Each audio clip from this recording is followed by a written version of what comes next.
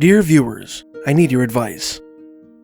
For over 3 years, I've been aware of a certain YouTube rule which, although not necessarily a constant across this platform, unquestionably applies to this channel. I must publish a video here at least once a week if I want to keep this channel afloat.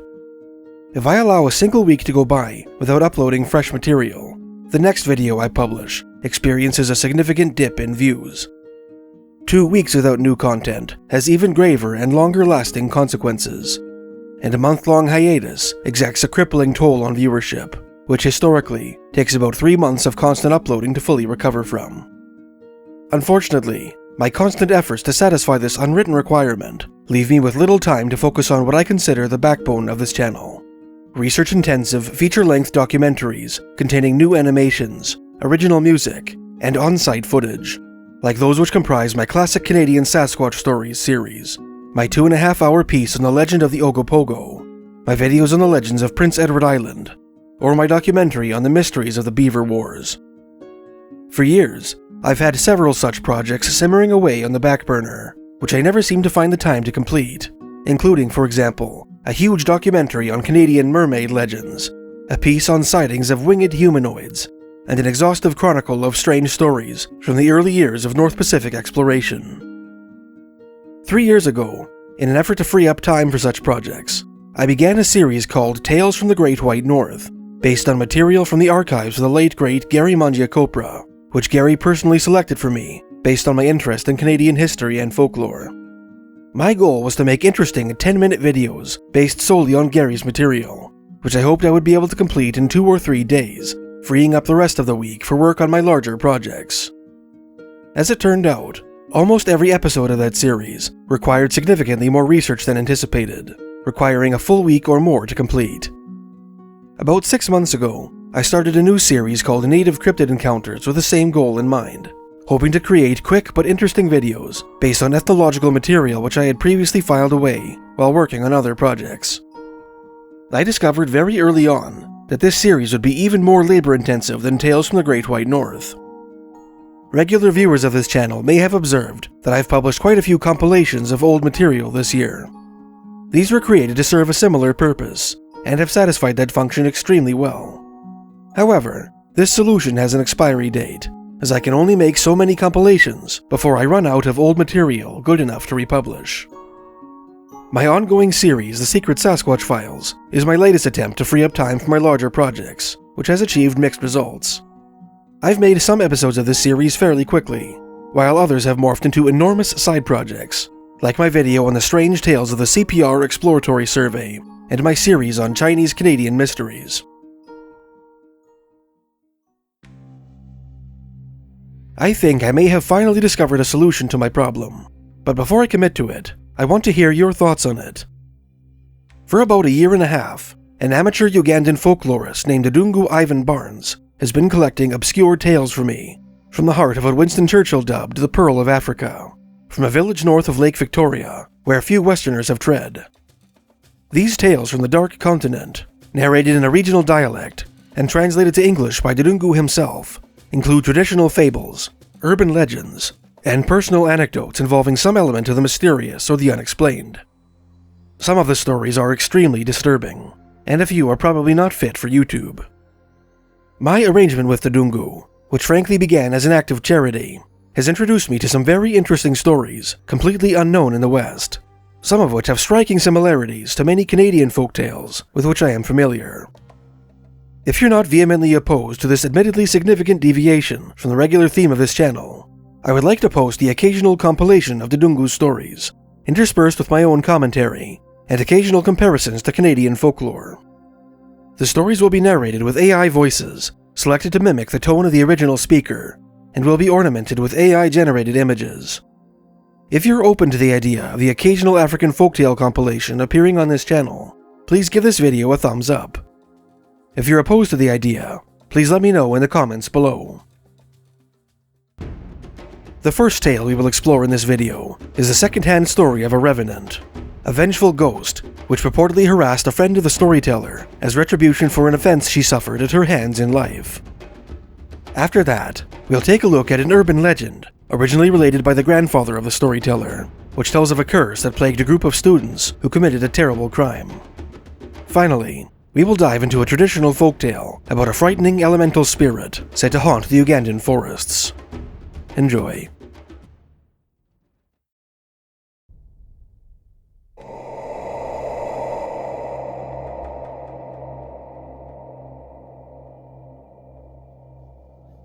During the COVID-19 pandemic, a friend of mine called Julie, who is a midwife, was walking back from work. As she passed through the Muslim cemetery, she encountered the most ridiculous human figure in her life. Its face was covered in decaying flesh, and its bones protruded through the rotting skin.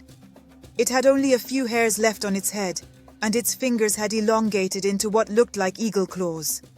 Blood spilled from its empty eye sockets and mouth. This made Julie sick to her stomach as she was so shocked by the sight. It was more like a walking corpse, both in smell and appearance.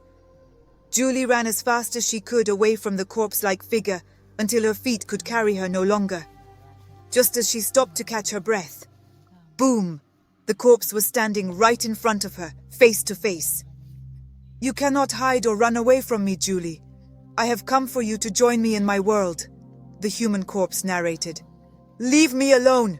screamed Julie, hoping someone nearby would hear her cries and come to her rescue. As she screamed, the corpse grabbed her neck with its rotting hands. Julie found herself unable to move or speak as she felt paralyzed. In her moment of desperation, she remembered the rosary she wore around her neck. Julie clutched the rosary and pressed it against the corpse's decayed hands.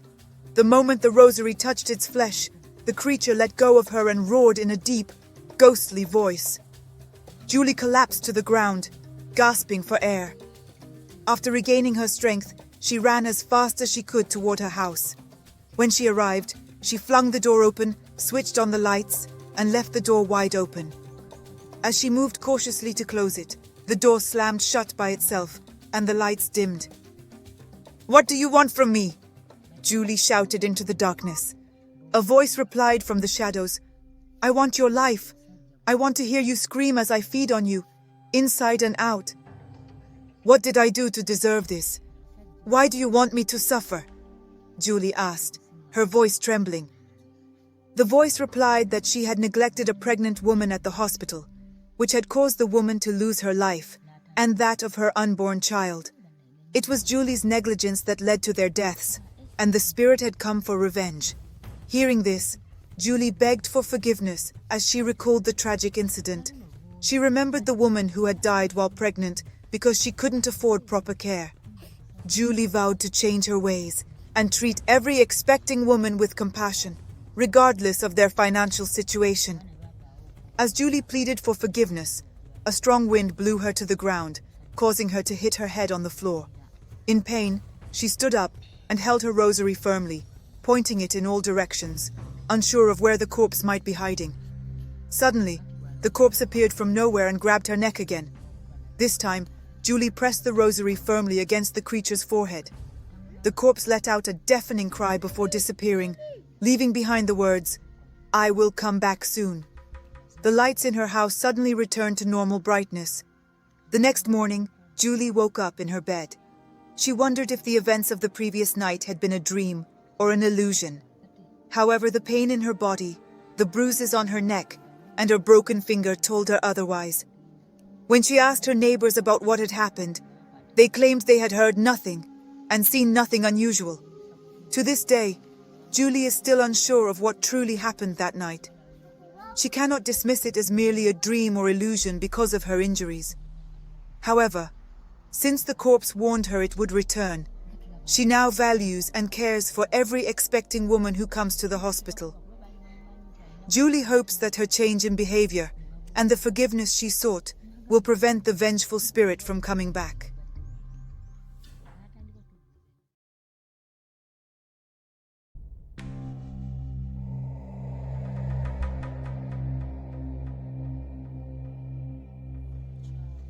This story was narrated to me by my grandfather during a family get-together party.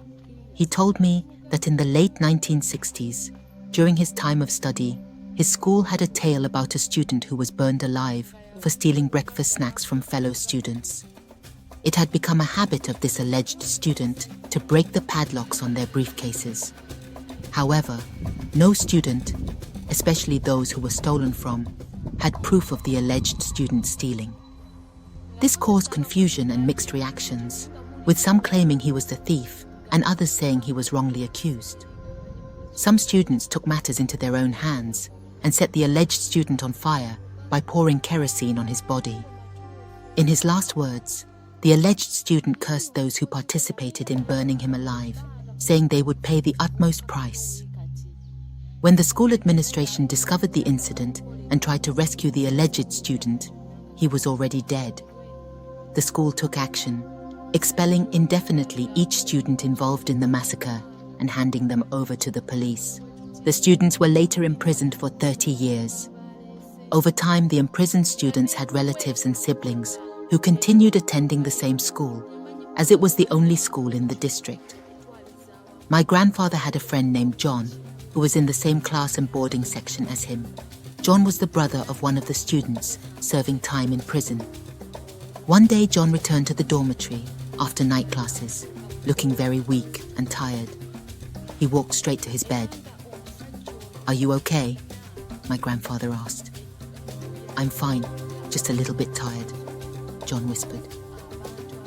Later that night, a harsh wind accompanied by rainfall seemed to approach the school from a distance. The sound of thunder woke my grandfather from his sleep. Realizing they had forgotten to close the window, he moved closer to shut it to reduce the noise coming from outside. However, even after shutting the window, the noise grew louder and louder, like a huge Roman church bell. When he checked the clock, it was 2 a.m. He woke his friend John, who was in a deep sleep. The noise disturbed John, and he began experiencing a severe headache and a nosebleed. Then, a voice from outside said, "You will all pay. You will all pay." Terrified, my grandfather saw John's eyes turn red as he moved toward the window and screamed for help. John clutched his head with both hands as if it were about to burst into pieces. Frightened, my grandfather rushed to his bed and covered himself with a blanket. Suddenly, the noise changed to the trumpet of an elephant. Where did the elephant come from? My grandfather whispered to himself. John continued screaming for help, but no one else seemed to hear him. Unable to hide any longer, my grandfather began praying loudly. Gradually, the noise died down until it was no more. The next morning, my grandfather realized that only he and John had experienced the strange noise. When they shared the incident with their colleagues, most dismissed it as a dream. However, a few hours later, news spread across the district that the imprisoned students had mysteriously died, with blood coming from their noses and ears. Years passed, and some relatives of the deceased students also began dying mysteriously, with blood coming from their noses and ears. This prompted John to visit the family of the student who had been burned alive to seek forgiveness on behalf of his brother who had died in prison. He believed he was next in line, given what had happened to his colleagues.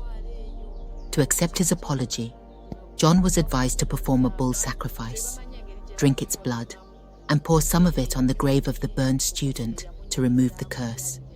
John followed these instructions and never experienced severe headaches, nosebleeds, or loud noises again. Many others who were related to the students who burned their colleague alive also performed the same ritual. Those who refused died mysteriously.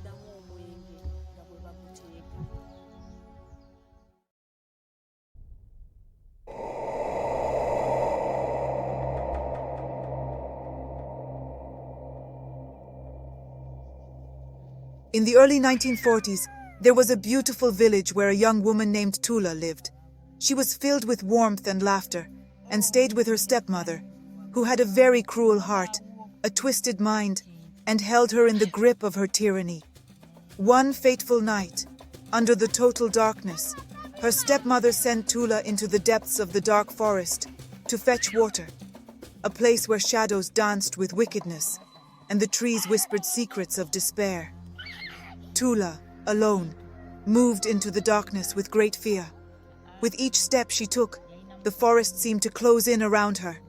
Yet, With courage and a heart as fierce as an African's, she continued moving deeper into the forest, her determination burning bright against the encroaching darkness. Tula knew that failure to fetch the water would mean certain doom, yet she refused to be cowed by the shadows that lurked in the night. As she reached the edge of a foggy pond, she felt a chill run down her spine.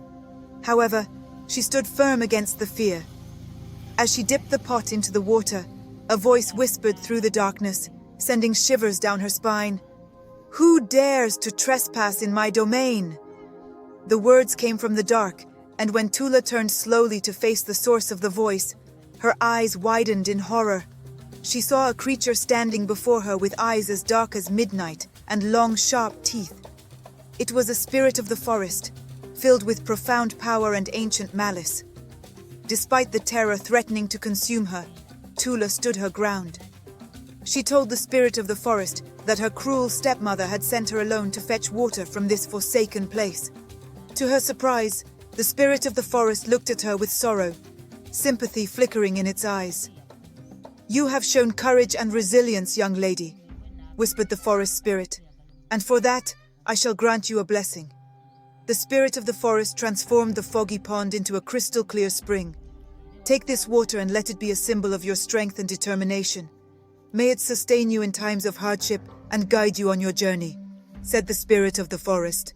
Grateful tears filled Tula's eyes as she gathered the water into her pot. With a sense of victory swelling within her heart, she knew she had conquered the darkness of the evil forest and emerged victorious. Her stepmother had thought she would not make it back home. Thanks for watching. If you would like me to make more videos like these on the Ugandan folktales and urban legends that Ddungu has collected, please let me know in the comments below. If not, please feel free to do the same. Wishing you all a very Merry Christmas and all the best in 2025.